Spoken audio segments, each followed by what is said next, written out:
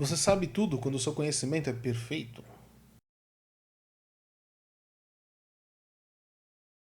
Present Perfect, Past Perfect, Future Perfect. A gente viu sobre esses assuntos ao longo dos próximos vídeos. E eu sei que não é um assunto muito comum, nem um assunto muito fácil para aqueles que estão estudando inglês. Mas ele é necessário para você compreender quando falam com você.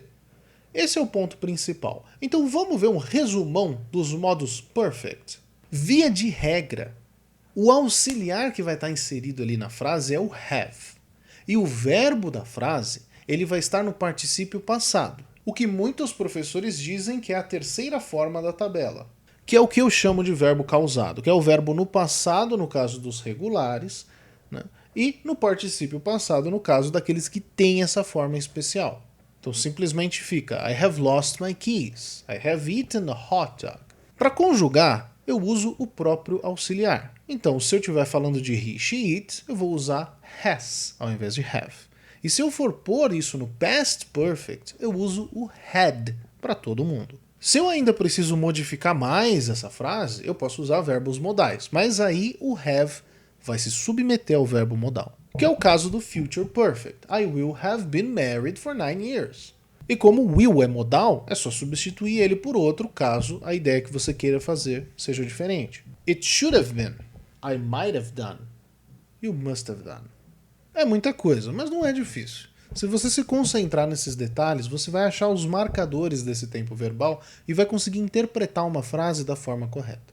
O mais importante é você ter costume de ouvir isso. E eventualmente você vai conseguir imitar. Mas para que serve isso tudo?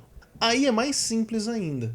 Eu estabeleço um ponto de referência e jogo essa informação para trás. Quando eu falo de present perfect, o ponto de referência é o present, é o presente.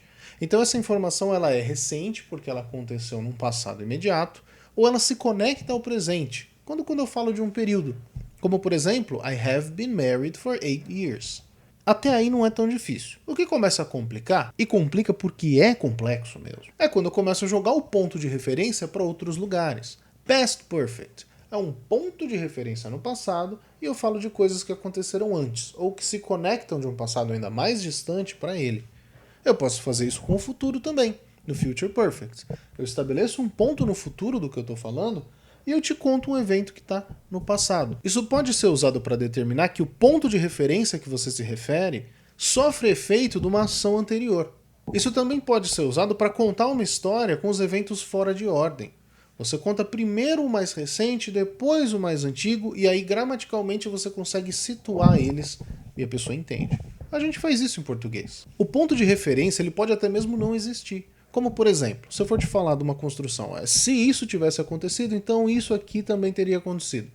A informação se mostra que esse ponto não existe. Então essa condição, ela é imaginária. Mas eu consigo fazer isso, eu consigo montar essa estrutura ainda usando o would. You would have broken the window. Você teria quebrado a janela. Então, ó, would have. O would aqui assume o papel de auxiliar por ser o modal, o have se submete, mas os dois juntos têm esse papel do perfect. E o broken, né, que determina o verbo aí da forma certa. Então, ainda assim, você estabeleceria um ponto de referência e jogaria informação para trás, para o passado. É para isso que serve o perfect. É assim que você usa. Mas você não vai conseguir usar esse tempo verbal assistindo o meu vídeo ou fazendo aula de inglês mesmo assim. Você vai conseguir usar esse tempo verbal entendendo o que ele significa e vendo exemplos. Então, a partir de agora, o seu trabalho é sair pelo mundo. Vai assistir vídeo no YouTube. Vai jogar videogame. Vai entender o que dizem nas suas músicas favoritas. Vai assistir filmes e séries e coisas que você gosta. Se alimente com quem fala inglês de forma apropriada, com o nativo.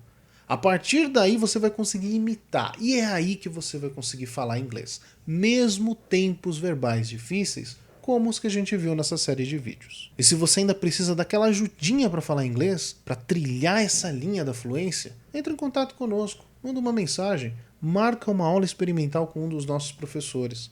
Os nossos cursos, eles são online, particulares e baratos. Por que você não experimenta? Vem para Trust.